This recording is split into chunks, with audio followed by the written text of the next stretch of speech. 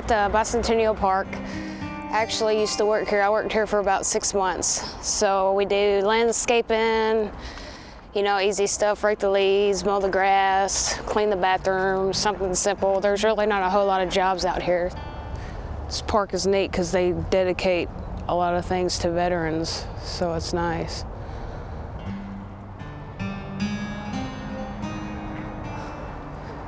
I think that one's my favorite.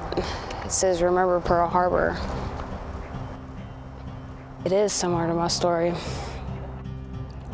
I don't think if 9/11 would have happened, I wouldn't have felt compelled to go in a way. I think I would have done something different with my life, so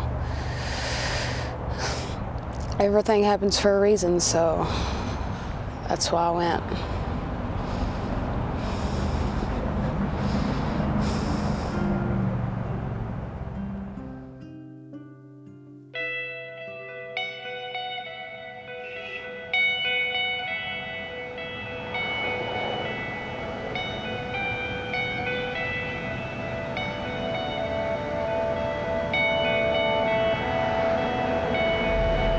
So this is Mackenzie High School. I went here for 4 years.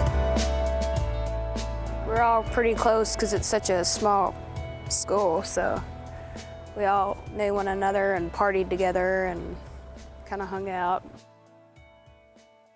When I was a sophomore in high school, a teacher turned on the TV and I saw the planes hit the Twin Towers and I saw people jumping out of the buildings, and that kind of upset me a little bit, so. She came home from school one day and she said, "Mother, I've just come from the recruiter's office in Paris and I've joined the Marine Corps." And I said, "Okay, fine." And I didn't believe her. And a few weeks later, she said, "Now, Mother, we need to clean the house up because this Marine Corps recruiter's coming over here to sign me up." I didn't clean the house, and one day the doorbell rang and humongous guy standing there. "Can I help you?" "Yes, I'm here to sign Lindsey up for the Marine Corps." And I'm thinking, oh, she wasn't lying. I don't know, I felt like I had to serve my country in a way. I mean, I knew I wasn't ready for college, and I was thinking about the military anyway, but when that happened, I already knew my place on this earth was to do something for the country, so. Is this the camp? Yep.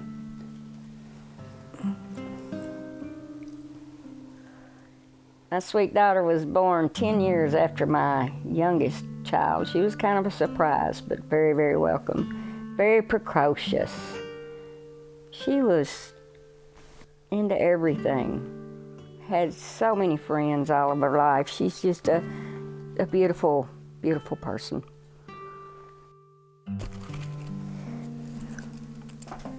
That's a picture of Fallujah. I knew she was over there doing what she wanted to do, and I was extremely proud of that. I was a 50 cal gunner for convoy security for a EOD squad, explosives ordnance team. So every time somebody would have a non-line or they found an explosive, my team would go out and with the EOD squad and blow it up. You recording? Yeah. Hey Mom, Dad, this video's for you to show you what I do during the day. And a little documentary on me, just for you. Oh yeah, this is where I sleep. Not the whole time. We do EOD, which is 24 on and 24 off. So this is where I sleep when we're on standby for cool missions and stuff. Get up! Within minutes of leaving our lines, we were hit again. For the third straight day, we're taking... This is where I stay. This is my home. From far away from home. So this is my 50 cal weapon. You can shoot pretty big bullets, which this is what this is right now.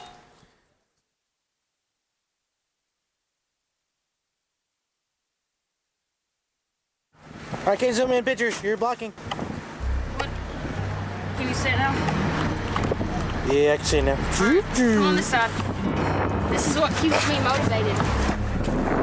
Right here. Hey, everybody say hi to my mom. And my dad. Hi. Clue in on this mother. Say hi. Hello. Okay. I wanted to fight for my country, but I didn't think it was going to be like that. Seeing your fellow Marines in body bags and having to clean up the mess.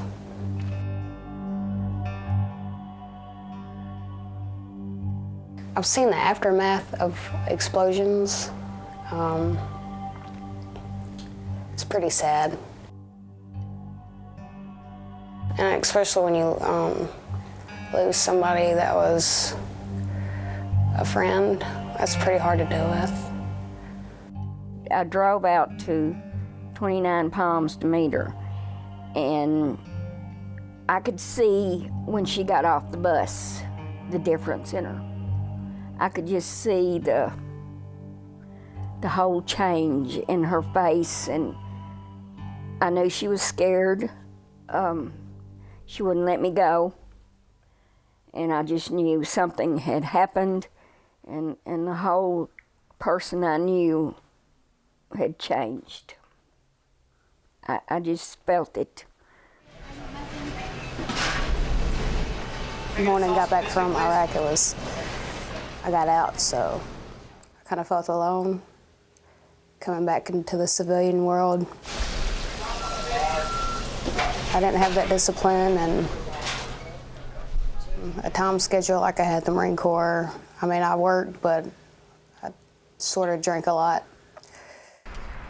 My worst binge, I don't know, locking myself in a room with a bunch of Tylenol PM and bottles of Jack Daniels and beer, and just not leaving my room for maybe 3 days. Literally just drinking.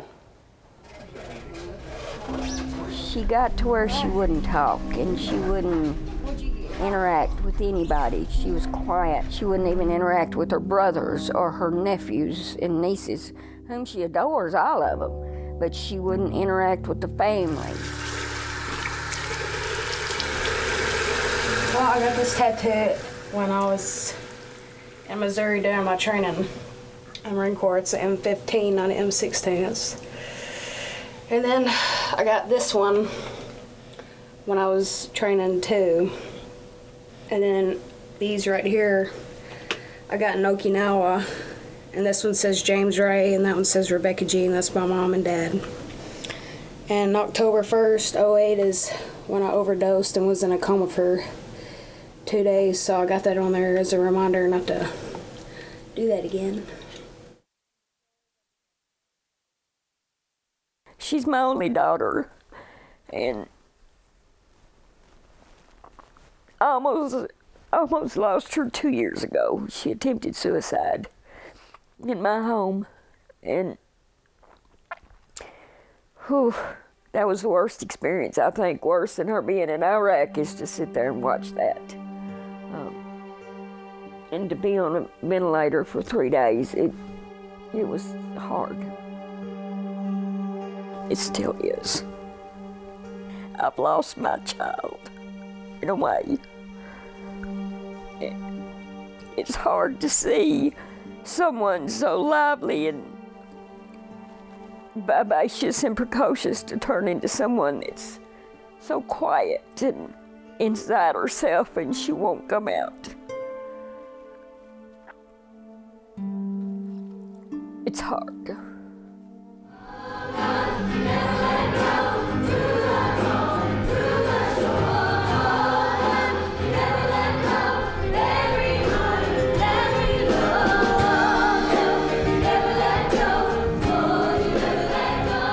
When she came back from Iraq and I saw what I saw with her platoon, we had to go back over to whatever they're called, not the dorms, but whatever they're in. And when we drove up, there lays all of their backpacks and all this, and beer and liquor lining sidewalks. And I feel like that the military should be responsible for helping these kids, because that's what they are. They're kids.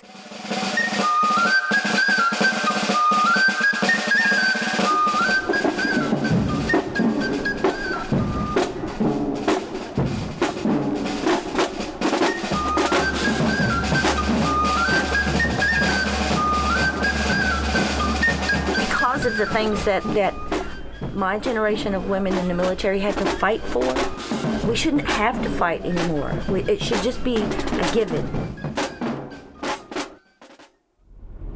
Well, I think that with my own experience of, floundering once I left the military and going to the VA for health care and really seeing the disparity in the levels of care, talking with other women and working with women who have had difficulties, filing VA claims for disability and things like that.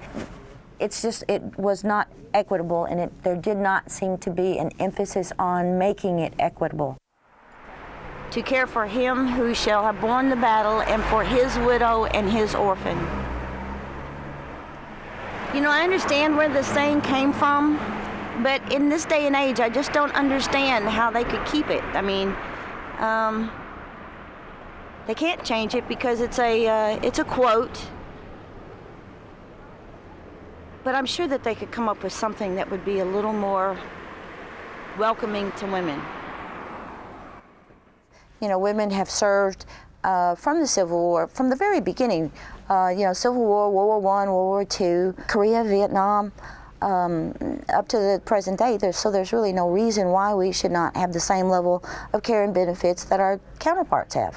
I went in the service in '74 when it was still not popular for women to serve in the military, and we were still actually segregated in a sense. We were in the Women's Army Corps and not just the regular Army.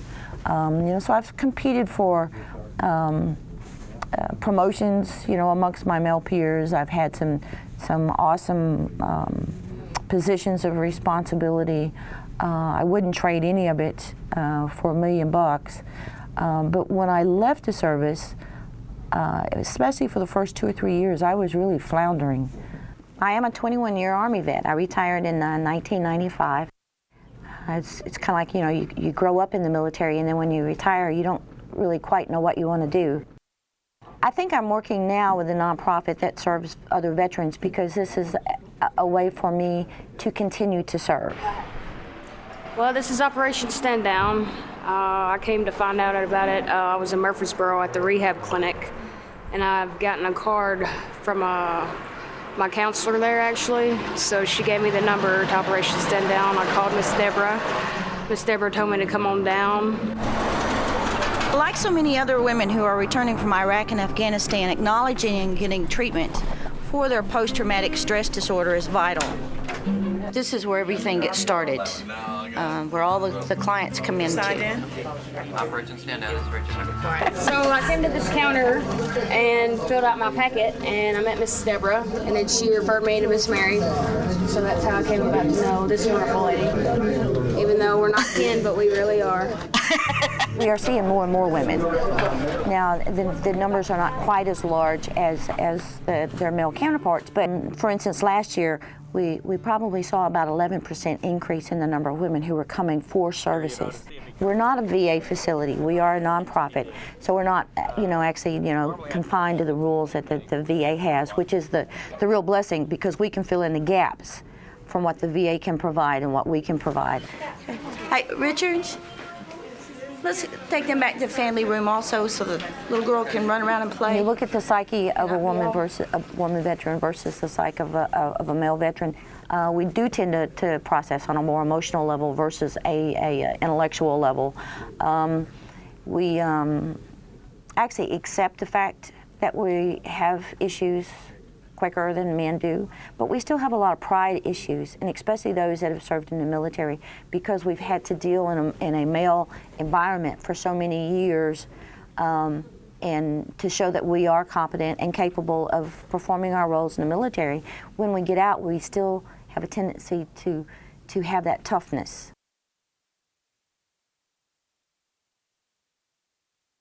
Because I can't talk about some things, and I keep it inside. I don't talk about I don't really talk about my feelings and what happened in the past. I don't think I'd be struggling with this disease if I would have chose a different career. I guess when you're under that much stress and trying to be strong and have this mindset to do your best, you kind of get stressed out. Does that make sense? You're put on a pedestal in the Marine Corps expecting to do a job, and if you don't do it, you're a failure. I had a problem, but I guess I just never addressed it like I should have. I just wanted it to be over and done with, and I never faced my problems like I should have in the Marine Corps, and I never got fixed the right way. Well, what Lindsey has is a general discharge under less than honorable conditions. And the reason that she has the less than honorable conditions is that because she had a couple of instances where she received a DUI while she was off duty, and she also has an instance where she was picked up on a random urinalysis test for substance, an illegal substance. I mean, I know what I did was wrong, but I honestly don't remember doing it. I don't. That's very much part of it, is that one of the things that when you're still on active duty, you don't recognize or you don't think of the issues that you might have with PTSD. Mm-hmm. You really don't look at those until after. Maybe, I think maybe all that drinking, just something in my head developed where I think I needed it to kind of feel like normal again. Mm-hmm. But that wasn't the case. It was just, I was just drinking so I wouldn't have to deal with everyday life. Well, because Lindsey's recovery was in such a fragile state, we decided at Operation Stand Down that we would provide her with temporary housing, and in part to encourage her continued sobriety. It's kind of like when I look at Lindsey, I sometimes see a little bit of myself. And maybe it's because we come from the same hometown, but I remember being a very naive and very vulnerable young woman when I left McKenzie and joined the Army, and all of the things that I got into. You know, it's only by the grace of God that you know, I didn't experience the same things that Lindsey did.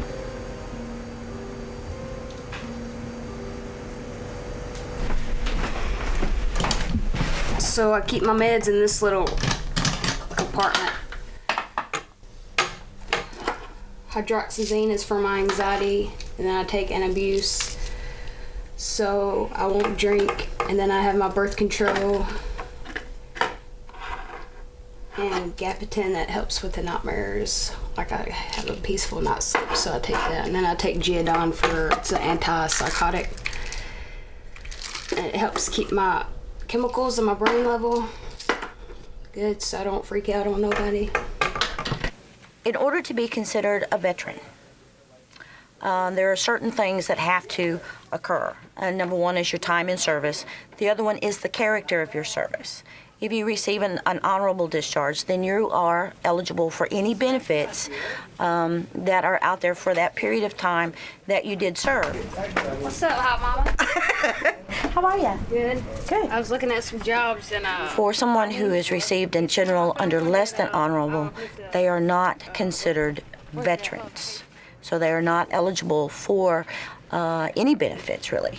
So you have that out. I really feel that Lindsey deserves to be considered a veteran. I mean, she has 2 tours in Iraq with the Marine Corps. She made some bad mistakes. She made some bad decisions. I believe that her DUIs, her substance abuse, are related actually to her PTSD that she received while she was serving in Iraq.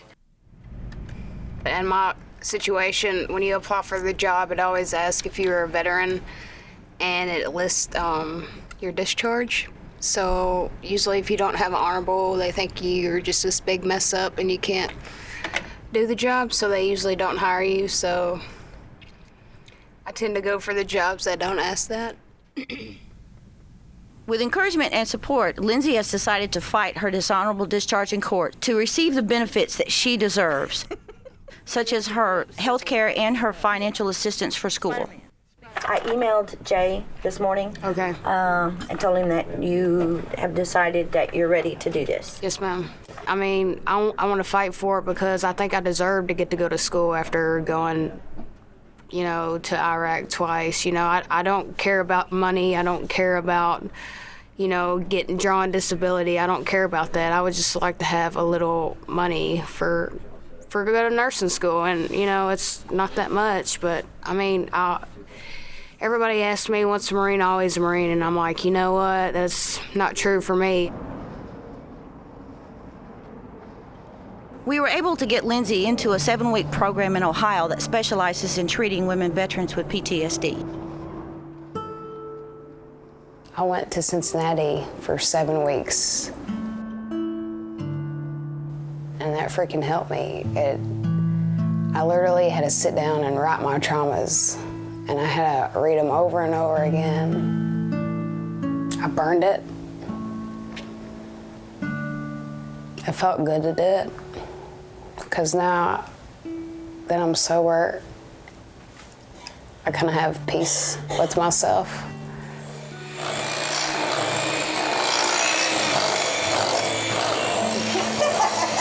It's my birthday. It's birthday. It's my birthday. What do you need me to do? Read directions? Yeah, read the directions. We got the butter and sugar part. Oh boy. Since I've known Lindsey, there actually has been progress. Mix cocoa and food coloring together. She's more outgoing. She's more open with us now than she was initially. Now, give me a couple of them. We can't do that. This is the South. That's funny. We don't follow our recipes. We just throw shit in there. There's still a lot, I think, that she needs to do. Even though she's gone through the PTSD program that she went through at the VA in Cincinnati. Or what? And she came back more open and a little happier, I think. I've never had a party decorated for me before. No. Not that I can remember. So, happy birthday to you. Happy birthday to you. Happy birthday. Lindsey.